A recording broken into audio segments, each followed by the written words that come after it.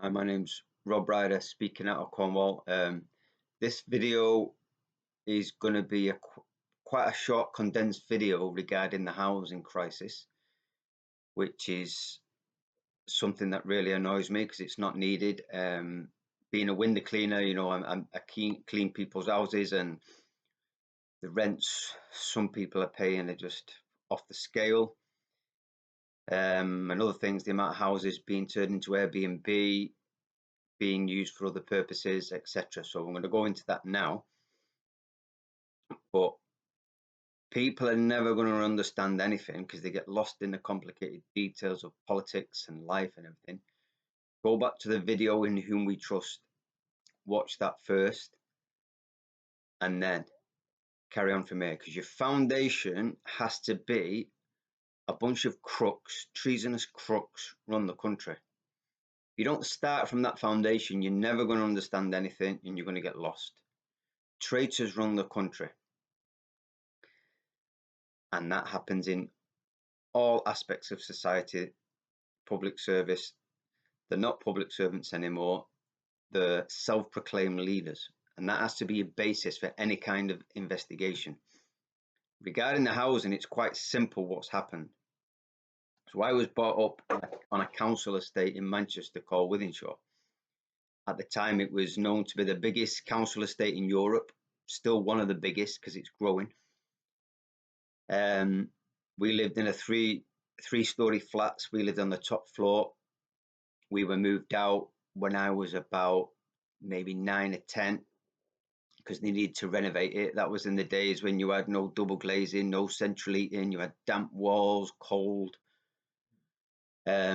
So we were moved out, and we moved out a few hundred yards down the road to a semi-detached council house, one of these prefab tin houses, and that was our home then for many, many years. And obviously all these were actual council houses, so the rent was massively reduced in comparison to private renting. And the whole estate, an enormous estate, thousands upon thousands of houses, were based on council houses. Then obviously I think it was about the 80s when people started to buy them. You could buy your own house. Now in theory that sounds like a great idea. You've been paying rent on a house for so many years to the government. It's kind of paid for itself. So your rent now is going into maintenance. That's why you get cheap rent. It's not profit making, at least in theory. So you buy your own house, great. Now, on the surface, you'd think that was a great idea. But the people who came up with this idea in government are thinking 20, 30, 40 years ahead. But what's happened with all these council houses that were sold off to people is when people move, pass away, whatever, they get sold, and then they go into the private market, really. So the price of the houses go up. Then people start buying them to rent out because we had this huge surge in property entrepreneurs pushed by the TV, all these programs, buy, renovate houses, pass on, buy to lets, pass on. This was all pushing the business of houses. So we haven't got homes anymore. Now we've got houses that are basically money-making entities. So this was pushed onto the public consciousness, and everyone was getting into buy-to-lets, etc. And the environment was good for buy-to-lets. It was an easy way to buy an asset. You put a deposit down, stick a rent on it, the rent pays the mortgage, you've got an asset in 10, 15, 20 years, whatever, for free, basically. And there might be a little bit of profit on the rent. So they knew that eventually all these council homes that were sold would get into this private market and would then eventually push private landlords, because again, they use the TV to do that. Yeah, so you've got all these entrepreneurs.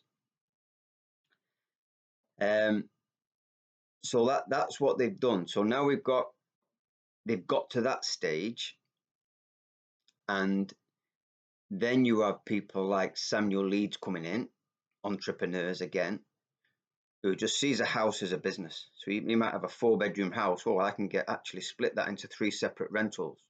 So you're getting family homes converted into rising damp single rooms with shared toilets. Or, oh, actually, I can get, what you get on Airbnb in a week, you'd probably get in a month's rent, and without the hassle. From a business point of view, it makes sense to buy a house and rent it out as an Airbnb. If in Cornwall, especially here, if you've got a flat or a house that you might get £1,000 a month for, you'd probably get £1,000 a week peak season. And you have no problem with bad tenants because it's only a weekly contract, a guest, and they leave. You can't have any problems kicking bad tenants out. So I understand it from a business point of view, but again, what were once homes are now becoming businesses. And especially around Cornwall where I clean, there would have been areas, that's kind of an area, it doesn't really affect the local housing market, and you'd have second home buyers there, people with a lot of money would have a second home here and there, but it doesn't affect the working housing market really. But what you're seeing now is a lot of what would be areas within Penzance, probably Camborne and other areas where what would have been family homes or 2-bedroom, 1-bedroom flats are now going onto the Airbnb market. So places to live are being taken out of the market. You have another issue of mass immigration over the last 50 years. Now, whether you're for or against mass immigration, whether you're for or against the multicultural society, for or against isn't the issue. The issue is nobody was asked. Yeah, nobody was asked. We believe we're a nation of people, and that we have public servants looking after our own good, and who are there to serve our needs and do as we say.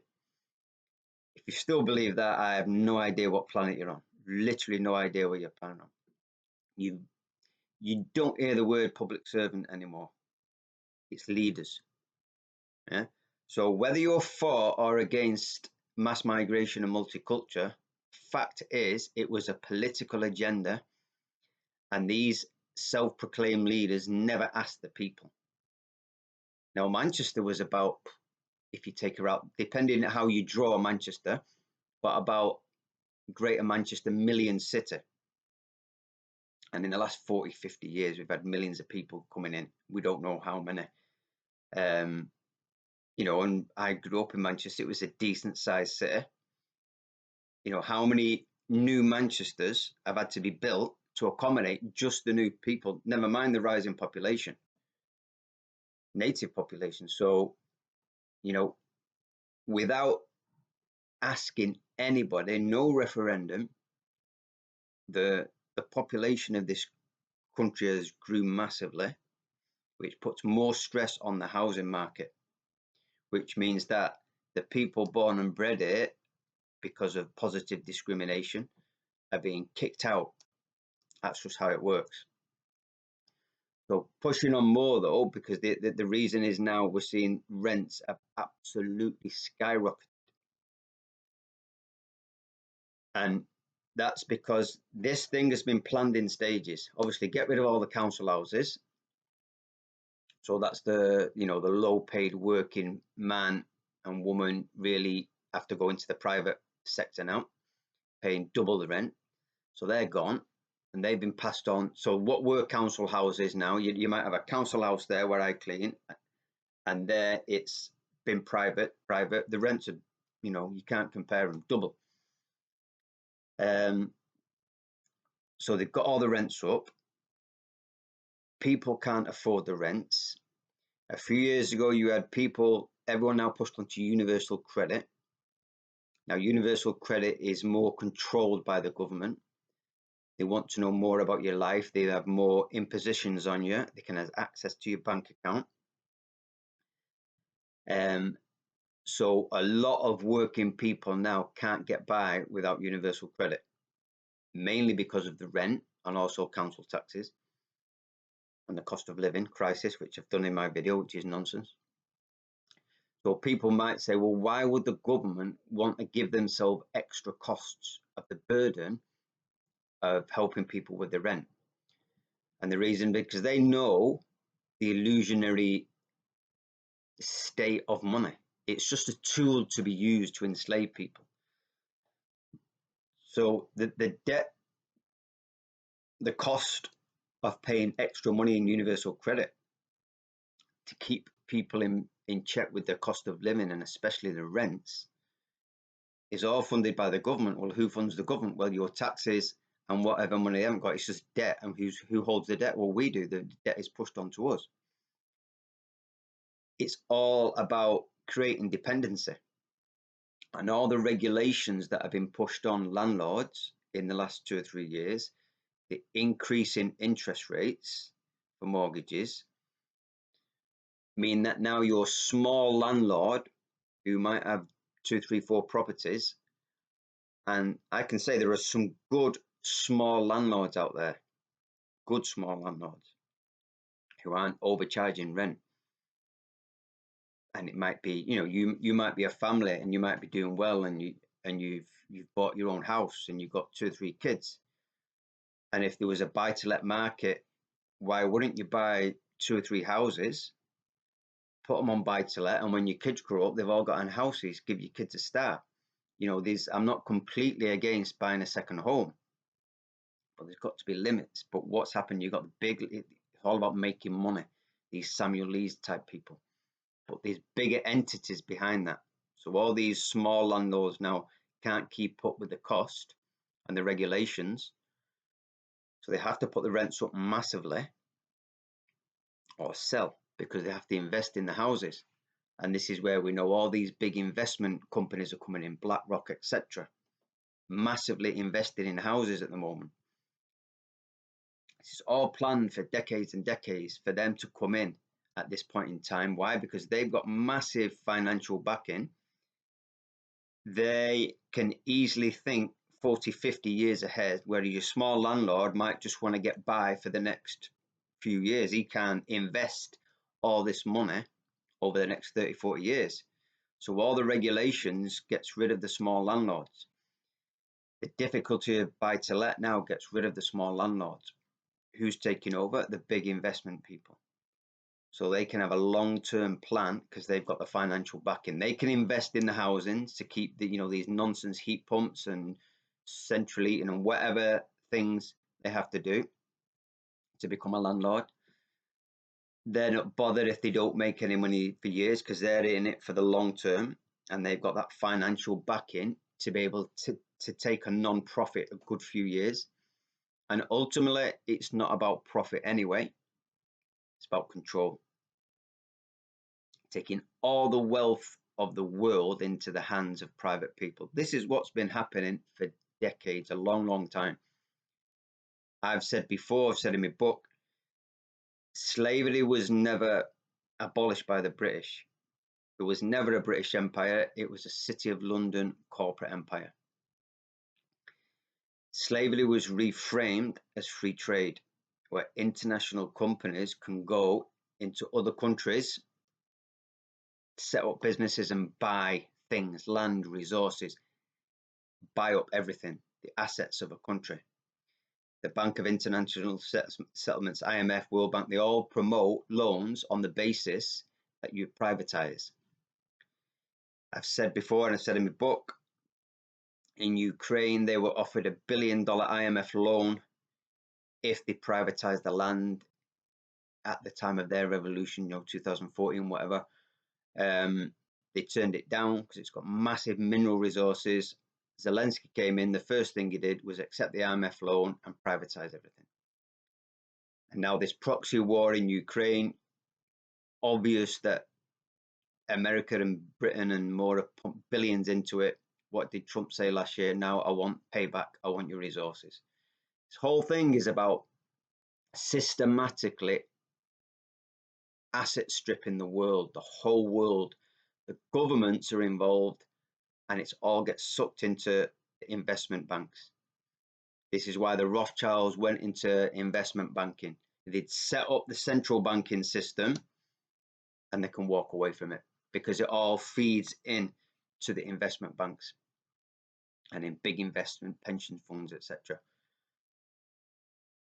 And so the end game is ridiculous rents. And I've mentioned I've had a friend whose the whole family been kicked off their own land, where they'd refurbished a stable, they'd had off-grid toilet, composting toilet, water from a stream, solar energy, sustainable, green, yeah, which is what the council pushing, booted off their own land, and now they're paying 1,500 quid a month rent, which they obviously can't afford, which means they need universal credit, which means it actually costs the government now. So the government isn't working for the people. It's not a debate. It's not a debate, and people have to stop saying that this is complicated. It's simple, pure treason. We don't have public servants. Yeah? We have leaders who believe they own us. It's simple as that. In Cornwall, there's so many people speaking out about the green agenda, but they're pushing it anyway. I went to a meeting a couple of years ago. There was about 40 to 50 people in the room. The council had set up their green stuff. I asked the leader, who was in one of the leaders of the Cornwall Council, who was there, did he know about the science? And I started quoting him some of the science, and he said he doesn't know the science, but he's pushing all this nonsense, climate disaster nonsense. And he didn't even know the science. I went in the room and he said, I'm an extremist who, a tiny minority who doesn't believe in climate change. Well, I went round the room. I knew a few people there, but I didn't know everyone. I got to speak to everyone bar 2 people in the room who had left before I had the chance to speak to them, and every single one didn't believe in a climate disaster. You could fill in a ticket with your thoughts of what was regarding what they were putting forward. The actual councillor himself, who was on duty, was found filling in his own tickets. Yeah, he was a public servant that day. He wasn't a member of the public. He was filling them in. It's all corrupt. The whole thing is utterly, utterly corrupt from top to bottom. We don't have public servants. We have people who believe they are our leaders. And they're all traitors, every single one of them. And the idea is about dependency. It's all about dependency. So now we're at a point already now where the rents have increased massively. I've got another customer whose rent went from 850, the contract finish, to renew the contract, it was 1,500 quid, almost double. It's scandalous, utterly scandalous. But it's just, that's just the way it is. Well, why is it the way it is? To create dependency. That's what it's all about. The government do not care about you. People have to really get that into their head. So that's just how it is. What annoys me is that people don't seem to care. If you've got kids now, they have no future in this country. There is no future apart from debt slavery, working just to be alive in this insane system. Yeah, the cost of living means there is a cost to live in this system, and that's you working just to meet your bills. That is the future for our children in this country. I don't know what the future is for us in the next few years if nothing changes. But then again, the agenda is right around the world. So I don't know. But I do know how my kids are ever going to have a house. How? You might need now 100 grand deposit. Where's that going to come from? Yeah. Nobody knows what's going to happen with interest rates. They can manipulate that as they want, whenever they want. And people are just going on, oh, yeah. Oh, and then they'll talk about the football again. There's just no interest. And we talk about politicians being traitors to the people and selling out the people. Are we, as parents, by accepting all this, not selling out our own children? That's what I believe. I've done my little bit. I can't change much. It needs a collective amount of people.